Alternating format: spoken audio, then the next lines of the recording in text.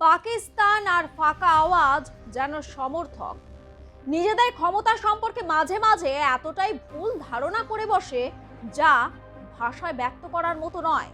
তাদের প্রলাপ এতটাই হাস্যকর যা কমেডি শোকেও পিছনে ফেলে দেয়।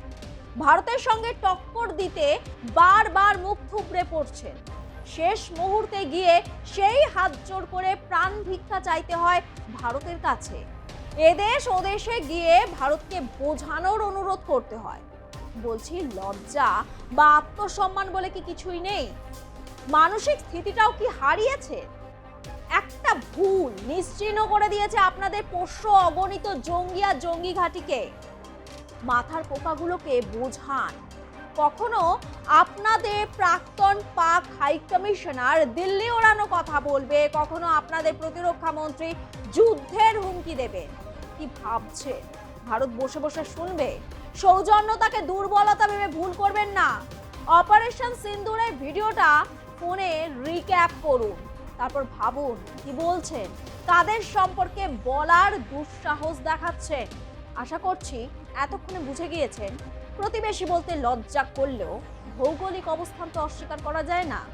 হ্যাঁ ঠিক ধরেছেন, প্রতিবেশী শত্রু দেশ পাকিস্তানের প্রতিরক্ষা মন্ত্রী যুদ্ধের উস্কানিমূলক মন্তব্যের কথা বলছি। যদি ভারত সিন্ধু জল না ছাড়ে তাহলে সামরিক অভিযান শুরু করার হুমকি দিয়েছেন খোয়াজা আসিফ। একটু স্পষ্ট করে আপনাদের সামনে তুলে ধরি তার বক্তব্য। পাকিস্তানে এক টেলিভিশন সাক্ষাৎকারে পাক প্রতিরক্ষা মন্ত্রী স্পষ্ট জানিয়েছেন, জল ছাড়া পাকিস্তানের অস্তিত্ব বিপন্ন। তার কথায় জল পাকিস্তানের জাতীয় নিরাপত্তার অবিচ্ছেদ্য অংশ। যেদিন তারা বুঝবে তাদের সেই নিরাপত্তা বিঘ্নিত হচ্ছে, সেদিনই পাকিস্তান ভারতের বিরুদ্ধে যুদ্ধে নামবে। এটা নিশ্চিত। তিনি আরও জানান, ভারত যদি দুদেশের মধ্যে দিয়ে প্রবাহিত হওয়া নদীগুলির জল আটকাতে বা সেই সব নদীর অভিমুখ ঘুরিয়ে দিতে কোনো পদক্ষেপ করে এবং তার প্রমাণ পাওয়া যায়, তবে পাকিস্তানের সামনে যুদ্ধ ছাড়া আর কোনো বিকল্প থাকবে না। আবার যুদ্ধের কথা ভাবছেন? অপারেশন সিন্ধু তো হালের ঘটনা। আসিফ সাহেব, আপনি বোধহয় ইতিহাস ভুলে গেছেন। চলুন আপনাকে একবার মনে করিয়ে দিই। স্বাধীনতার পর থেকে আমাদের দেশের সঙ্গে আপনাদের দেশের প্রধানত 4টি পূর্ণাঙ্গ যুদ্ধ এবং বেশ কয়েকটি ছোট বড় সামরিক সংঘাত সংগঠিত হয়েছে। এগুলোর মধ্যে কাশ্মীর সমস্যা এবং বাংলাদেশের স্বাধীনতা সংগ্রাম অন্যতম মূল কারণ হিসেবে কাজ করেছে। চলুন একটু সুন্দর করে ইতিহাসটা তুলে ধরি। প্রথম ভারত পাক যুদ্ধ, সময়কাল অক্টোবর 1947 জানুয়ারি 1949 পর্যন্ত। কারণ জম্মু ও কাশ্মীরের মহারাজ হরি সিং ভারতে যোগদানের পর পাকিস্তান সমর্থিত উপজাতীয় বাহিনী কাশ্মীর আক্রমণ করে। ফলাফল, রাষ্ট্রসংঘের হস্তক্ষেপে যুদ্ধবিরতি ঘোষিত হয়। যুদ্ধবিরতির রেখা পরবর্তীতে লাইন অফ কন্ট্রোল বা এলওসি হিসেবে পরিচিতি পায়। দ্বিতীয় ভারত পাক যুদ্ধ, সময়কাল 1965 অগস্ট থেকে সেপ্টেম্বর। কারণ কাশ্মীরে বিদ্রোহ সৃষ্টির উদ্দেশ্যে পাকিস্তানের অপারেশন জিব্রাল্টার। ফলাফল, যুদ্ধের পর সোভিয়েত ইউনিয়নের মধ্যস্থতায় তাসখান চুক্তি স্বাক্ষরিত হয় এবং উভয় দেশ নিজ নিজ অবস্থানে ফিরে আসে। কি রে, তোর বেশ র্যাশ হয়েছে দেখছি। হ্যাঁ রে, কি করবো বলতো, র্যাশগুলো কিছুতেই কমছে না। অনেক কিছু ইউজ করলাম তবুও কমছে না। আমার মনে হয় তোকে কোনো একজন ভালো ডার্মাটোলজিস্টের কাছে দেখানো উচিত। তুই ঠিক বলেছিস, কিন্তু কোনো ভালো ডার্মাটোলজিস্ট থাকলে একটু সাজেস্ট কর না প্লিজ। এই তোর তো একবার র্যাশ হয়েছিল না? তুই কোথায় দেখিয়েছিলিস? তুই একবার গৌরীদেবী হসপিটালসে দেখাতে পারিস। ওখানে ভালো এক্সপিরিয়েন্স ডার্মাটোলজিস্ট আছে। আমারও সেম প্রবলেম হয়েছিল। এখন ওখানে ট্রিটমেন্ট নিয়ে আমি এখন ঠিক আছি।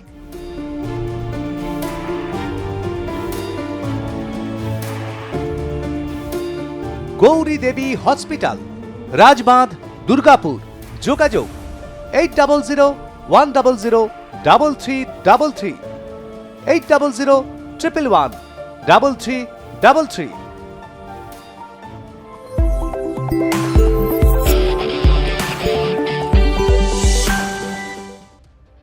বাংলাদেশ মুক্তিযুদ্ধ, সময়কাল 1971-এর 23 ডিসেম্বর থেকে 16 ডিসেম্বর। কারণ তৎকালীন পূর্ব পাকিস্তান মানে বর্তমান বাংলাদেশে বাঙালিদের ওপর পাকিস্তানি বাহিনীর নির্যাতন ও স্বাধীনতা সংগ্রাম এবং ভারতের সীমান্তবর্তী এলাকায় শরণার্থী সংকট। ফলাফল পাকিস্তান সামরিক বাহিনীর আত্মসমর্পণ এবং পূর্ব পাকিস্তানে স্বাধীন রাষ্ট্র বাংলাদেশ হিসেবে আত্মপ্রকাশ। কার্গিল যুদ্ধ সময়কাল 1999 এর মে থেকে জুলাই। কারণ পাকিস্তানে ছদ্মবেশী সেনা ও জঙ্গিরা কাশ্মীরে কার্গিল ও দ্রাস সেক্টরে নিয়ন্ত্রণ রেখা অতিক্রম করে কৌশলগত ভারতীয় পোস্টগুলো দখল করে নেয়। ফলাফল অপারেশন বিজয়ের মাধ্যমে ভারত সফলভাবে তার সমস্ত এলাকা পুনরুদ্ধার করে। এবার আসা যাক অন্যান্য দ্বন্দ্ব ও সংঘর্ষের কথায়। 1984 সাল থেকে 2003 সাল পর্যন্ত সিচাইন হিমবাহের নিয়ন্ত্রণ নিয়ে উভয় দেশের মধ্যে দীর্ঘ সামরিক উত্তেজনাকর পরিস্থিতির সৃষ্টি হয়। 2001 থেকে 2002 সাল পর্যন্ত ভারতীয় সংসদে সন্ত্রাসী হামলার পর সীমান্তে বড় ধরনের সেনা মোতায়েন। 2016 সাল থেকে 2019 সাল পর্যন্ত উড়ি হামলা, surgical strike, Balakot air strike এবং পরবর্তী সময়ে আকাশসীমা লঙ্ঘনজনিত উত্তেজনা। এত কিছুর পরেও কোন সাহসে এরা এতটা ঔদ্ধত্য দেখায় বলুন তো? একটু ছোট্ট করে বলি ঝামেলা সূত্রপাত কোথায়। 2025 সালের এপ্রিল মাসে জম্মু ও কাশ্মীরের পেহেলগাঁওয়ের সন্ত্রাসবাদী হামলার ঘটনা আশা করি সবার মনে আছে, যেখানে 26 জন ভারতীয় নিরপরাধ ভারতীয় মৃত্যু হয়। এরপরই ভারত 1960 সালে সিন্ধু জলচুক্তি স্থগিত করে। নয়াদিল্লি অভিযোগ পাকিস্তান সমর্থিত জঙ্গিরাই ওই হামলার সঙ্গে জড়িত ছিল। এরপর ভারত জানায় সন্ত্রাসবাদ বন্ধে ইসলামাবাদ বিশ্বাসযোগ্য স্থায়ী পদক্ষেপ না নেওয়া পর্যন্ত চুক্তি স্থগিতই থাকবে। আসলে বিশ্ব ব্যাংকের মধ্যস্থতায় হওয়া এই চুক্তির মাধ্যমে সিন্ধু নদী ব্যবস্থার জল বন্টন নিয়ন্ত্রিত হয়। চুক্তি অনুযায়ী অববাহিকার প্রায় 80% জল পাকিস্তানের জন্য বরাদ্দ। এই নদীর জল দেশটির কৃষি, সেচ ব্যবস্থা এবং সামগ্রিক অর্থনীতির জন্য অত্যন্ত গুরুত্বপূর্ণ, আর সেটাই বন্ধ করার সিদ্ধান্ত নিয়েছে ভারত। পাকিস্তানের দাবি, নদীর জল প্রবাহে কোনো ধরনের বিঘ্ন ঘটলে সিন্ধু অববাহিকার উপর নির্ভরশীল কোটি কোটি মানুষের জীবনে গুরুত্বপূর্ণ প্রভাব পড়বে। সম্প্রতি পাকিস্তানের উপপ্রধানমন্ত্রী রাষ্ট্রসংঘের নিরাপত্তা পরিষদের হস্তক্ষেপ চেয়ে ভারতের বিরুদ্ধে সিন্ধু জলচুক্তি লঙ্ঘনের অভিযোগ তোলেন। এর আগে পাকিস্তান অভিযোগ করেছিল ভারত চেনাব নদীর জল অন্যত্র সরিয়ে নিতে একটি নদী সংযোগ প্রকল্প গড়ে তুলতে চাইছে। তাদের মতে এই কাজ সিন্ধু জলচুক্তি এবং অন্যান্য আন্তর্জাতিক দায়বদ্ধতার গুরুতর লঙ্ঘন। এবার আপনাদেরকে বলি, হঠাৎ করে পাক প্রতিরক্ষামন্ত্রী খোয়াজা আসিফের এই গা জ্বালার কারণ কি? সম্প্রতি সিন্ধু জলবন্টন চুক্তি নিয়ে মন্তব্য করেন জলশক্তি মন্ত্রী সি.আর. পাতিল। এক সাক্ষাৎকারে তিনি বলেন, 2028 সালের জুনের মধ্যে পাকিস্তানের সিন্ধু নদের জলপ্রবাহ সম্পূর্ণ বন্ধ করে দেওয়া হতে পারে। ভারতের তরফে সিন্ধুর 1 ফোঁটা জল পাকিস্তানে যাবে না। দেখুন, অকারণে পিছনে লাগলে ভারত তো ছেড়ে দেবে না। ভারত বারবার সতর্ক করেছে জল আর রক্ত একসাথে বইতে পারে না, তারপরেও যুদ্ধের হুমকি দিচ্ছেন। ভারতের সঙ্গে এই সংঘাতের আবহে পাকিস্তান নিজেরা কতটা চরম অভ্যন্তরীণ জল সংকটে ভুগছে আপনাদের সামনে তুলে ধরব। দেশের প্রায় 1/3 মানুষ, বিশেষ করে সিন্ধ ও বালুচিস্তানের মতো কৃষি প্রধান অঞ্চলে ভয়াবহ জলের অভাবে দিন কাটছে। পাকিস্তানের কৃষির অন্যতম প্রধান লাইফলাইন সুখপুর ব্যারেজের অববাহিকায় জলপ্রবাহ আশঙ্কাজনকভাবে কমে গেছে। সিন্ধু সেচ দপ্তরের তথ্য অনুযায়ী নর্থ ওয়েস্ট ক্যানেলে 64.1%, রাইস ক্যানেলে 38% এবং দাদু ক্যানেলে 82% জলের ঘাটতি দেখা দিয়েছে। এই তীব্র সংকটের জেরে পাকিস্তানের রাজ্যগুলির মধ্যেও অভ্যন্তরীণ বিবাদ শুরু হয়েছে।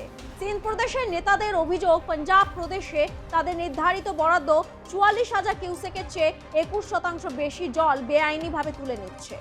কিছুদিন আগে পশ্চিম এশিয়ায় যুদ্ধের আবহে ভারতে হামলা চালানোর হুমকি দিয়েছিলেন পাকিস্তানের প্রাক্তন হাই কমিশনার আব্দুল বাসির।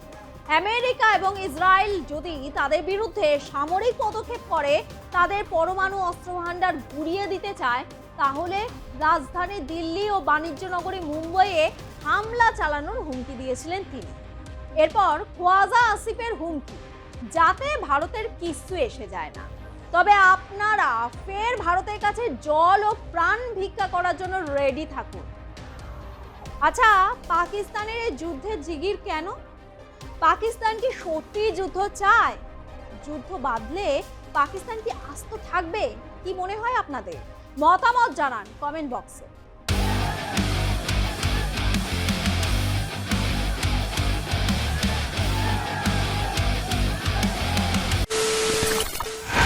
খবরের নামে প্রতিদিন সন্ধে আপনার ড্রয়িং রুমে কি শুধুই চিৎকার চেঁচামেচি খেয়ে আসে? বিতর্কের নামে চলে গালাগালি আর কাদা ছোড়াছুড়ি। এবার সময় পরিবর্তনের, কারণ আমরা কান ফাটানো চিৎকারে বিশ্বাস করি না। আমরা বিশ্বাস করি খবরের সত্যতায়। আমরা কোনো পক্ষের হয়ে গলা ফাটাই না, আমরা সাধারণ মানুষের হয়ে প্রশ্ন করি। চিৎকার নয়, শুধু খবর হবে যেখানে বিতর্ক আছে কিন্তু কুৎসিত ঝগড়া নেই। সঠিক তথ্য, বিশ্বস্ত খবর। নজর রাখুন আর প্লাস নিউজে।